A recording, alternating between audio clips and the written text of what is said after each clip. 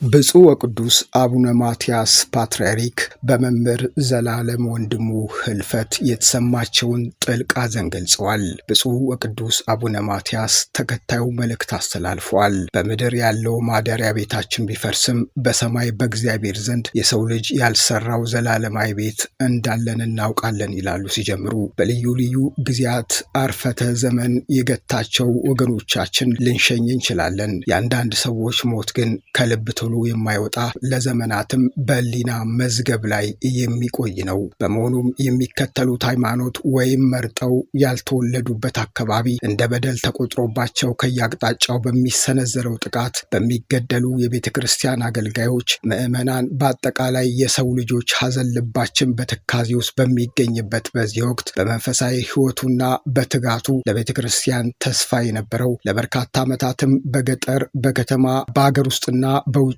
እየተዘዋወረ ወንጌለ መንግስትን ሲያስተምር የቆየው የመንፈስ ቅዱስ ልጃችን መምህር ዘላለም ወንድሙ ለመንፈሳዊ አገልግሎት በተጓዘበት ሰሜን አሜሪካ ባጋጠመው ሕመም ከዚህ ዓለም ድካም በስጋ ማረፉን ስንሰማ ታላቅ ድንጋጤ ፈጥሮብናል ይላሉ ብፁዕ ወቅዱስ አቡነ ማትያስ በመልእክታቸው። በእርግጥም መምህር ዘላለም ወንድሙ ስመ ጥምቀቱ ወልደ ሰማዕት በስጋ ከኛ ቢለይም ያለ ዋጋ የተቀበለውን የእግዚአብሔር ቃል ለምዕመናን በማስተማር አደራውን በሚገባት ወጥቷልና በሰማይ ወደሚጠብቀው ዘላለማዊ ስፍራ በክብር እንደሚገባ እናምናለን። የመልካም ሰዎች መጉደል ለሀገር በተለይም ደግሞ ለቤተ ክርስቲያናችን የነገ ጣፋንታ የሚያስጨንቅ ቢሆንም ሁሉን የሚችል አምላክ ተተኪዎችን እንዲያዘጋጅልም በመጸለይ ለመንፈስ ቅዱስ ልጆቻችን፣ ቤተሰቦች፣ ወዳጅ ዘመዶችና ምዕመናን መጽናናትን እየተመኘን አባታዊ መልእክታችንን በእግዚአብሔር ስም እናስተላልፋለን በማለት ብፁዕ ወቅዱስ አቡነ ማትያስ መልእክታቸውን አስተላልፈዋል። እግዚአብሔር አምላክ የአገልጋይ ወልደ ሰማዕትን ነፍስ